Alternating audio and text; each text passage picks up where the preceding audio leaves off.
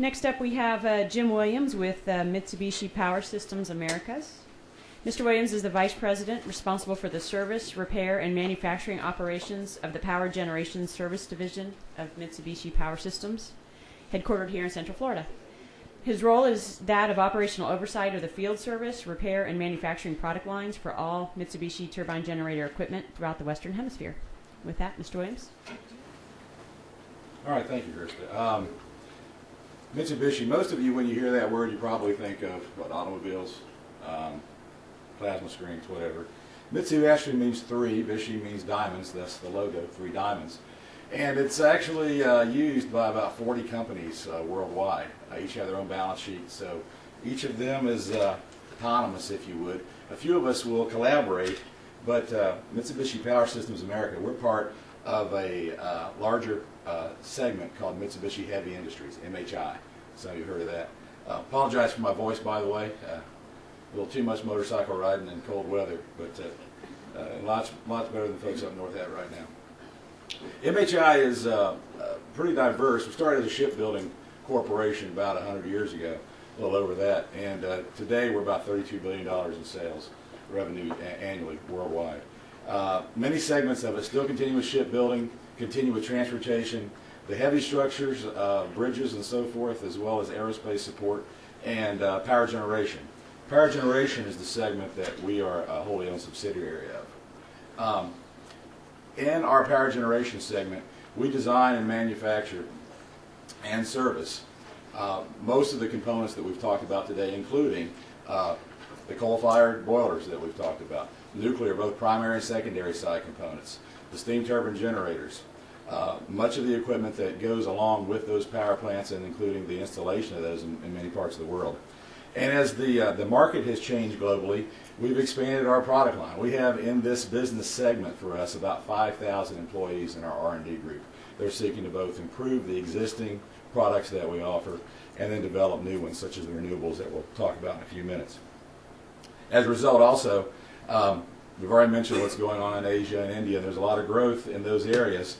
We are still selling and manufacturing and improving the design on the coal-fired boilers, for example, but we don't see much of that market here in this hemisphere. So much of that manufacturing space we've converted to wind. In fact, when I started 8 years ago, the boiler facility there is a good segment of what I toured 8 years ago. I toured last spring. Has already been converted over to wind turbine nacelle assembly. In fact, we anticipate that by 2012, about 30% of our portfolio will then be renewables. So that's a big change for us, but we're trying to keep up with what we believe the global market's going to be driving. Here in the United States, Mitsubishi Power Systems America, we're a wholly owned subsidiary of MHI. I first met John about 2001. I think there were 8 of us. So we're up to about 600 actually here in Orlando now, about 1,000 here in the U.S. We're responsible for the sales, the service, the maintaining of our customers' fleet here in this hemisphere. Give you an idea, I've got a team in Nova Scotia working today, poor guys, and got a team in South America. So we pretty much cover this hemisphere, although the lion's share of our work and service of our products is in the United States and in Mexico. That goes from not just the conventional fired boiler turbine generators, but we do have geothermal units, we have hydro units, we have a fairly large market of gas turbines, and then we also support many of the renewables that we'll be talking about here in a minute. I'm responsible for the facility in Orlando. I'd like to invite you all to come visit us anytime. I'm going to talk about the PV cells we're going to be putting on top of that. Like Jim said, that surface area is free to me. I got all that surface area, and there's any way, just like your home, I can reduce my 5 megawatts of usage in the summertime, 3 megawatts in the wintertime, even though it's a small chunk of that. Same benefit to me, cost-effective production of our product and services. It's Orlando Central Park. We're the headquarters is located in Lake Mary. That's where our support, our financial group is, our projects group, our legal team. We got about 115 people there, I think, and the remainder of us here in Orlando Central Park. And we built out that second facility now. We dedicated it last summer, so that site's pretty much built out. We got a little bit more room, and we're actually looking at some other types of generation we might put there so we can take advantage of the opportunity to lower that bill, 13 cents per kilowatt hour we got too. We do have some other facilities in the United States.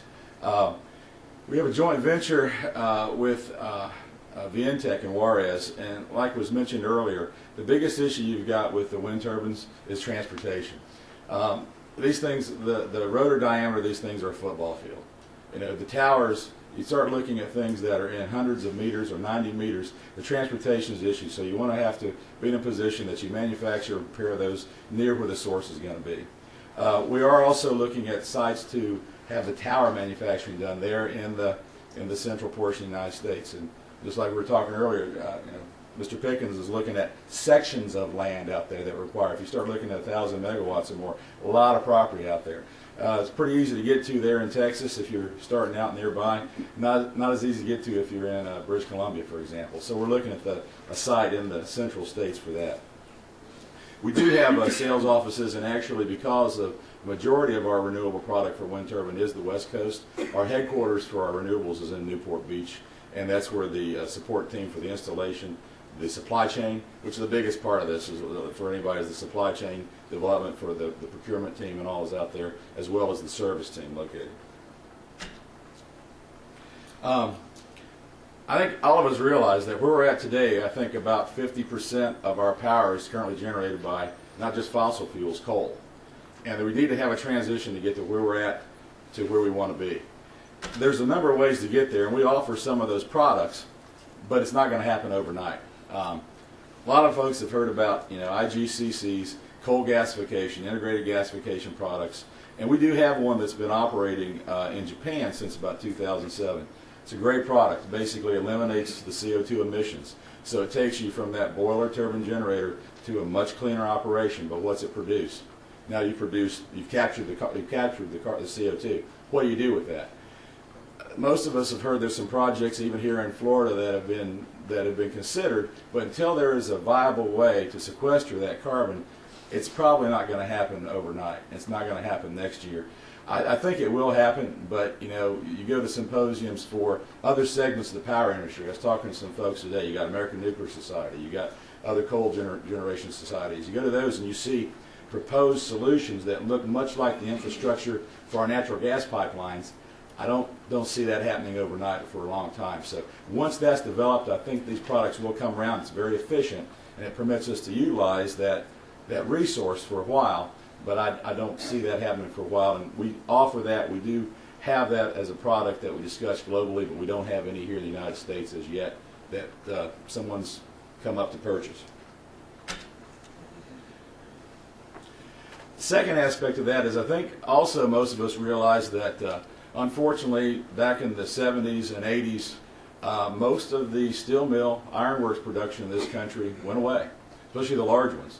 And it's coming back. It's trying to come back, and it needs to come back. That drives a lot of this industry. And if we think we've got some issues with the fuel consumptions globally, we need to look at the steel consumption and so forth that go on globally in China and India. Well, with that, there's an opportunity now to use the blast furnace gas as a byproduct. So that product not only helps their process be more efficient, but it can be utilized to, again, make a very cost-effective method for generating power. That takes that boiler technology of coal usage down 22%. So it gets you the next step of cleaner. Probably won't get you all the way there, but it's a step that's in the right direction. That this is being considered. We've been utilizing it globally for a number of years, and we do have a few customers that are considering, as they start up their mill again, applying this technology up in the Great Lakes states. We do have a solid oxide fuel cell, and it is a product that we have a microturbine attached to. In 2006, the opportunity here is it gives you about a 50% efficiency right off the bat. You think about how these other products, it took us a while to get there. That's a good starting point. We have a model that we're putting in place to get us up to about a 275 kilowatt model. That's still fairly small, but it's a product that we've gotten that we're working with at this time. Let's talk about the renewables. Again, I think I mentioned that we anticipate 30% of our portfolio in this market, to be in this market by 2012. We sold our first wind turbine here in the United States in the 80s, and as we've already heard, most of those farms are out west, but they continue to grow, and we've been very successful in that. That was our largest growing product line the last 2 years. These wind turbines give us an opportunity for our current land-based turbines, about 2.4 megawatt, and most of those are the nacelles are assembled in Japan, and the blades and the towers here in the U.S. We hope to be assembling those nacelles, but just like we've talked earlier with the economic situation in the last quarter, we've got not only ratepayers issues. Now we've got to look at the folks that are investing in this. I hope that that continues on, because right now that's been one issue, is that the sovereignty of the investors that we've got. Even though this is still a good investment, we've got some concern about some of those investors being able to live through this market with their other investments. So that's something to be looking at. This economy is going to drive not just this product, but all these folks that have multiple investments around, they're going to be watching this for a while, and we've seen, like everyone else, not necessarily a slowdown, but they're much less aggressive than they were. This used to be a product that, if you had it, you could sell it. Now it's a product that folks have been a little less aggressive with, and still a very good one. 2.4 megawatts is ours on the land base. And as we've already said, this is the 2.4 megawatt one is about a football field in diameter. And by 2012, that's probably the only product we'll be selling here in the United States. The 1 megawatts have been going very well, but again, the larger fields probably going to be a little bit smaller, and they can be smaller with 2.5 megawatt. But with our experience with both the shipbuilding and the superstructures and bridge structures, the 5 megawatt offshore looks to be the next opportunity for us. Europe's already had it. We've already talked about the folks in North Sea and all that applies those. There is an opportunity to have these offshore, and the 5 megawatt gives us a little bit of complexity that we can put to the product, and again, have that perhaps even manufactured here in the Southeast.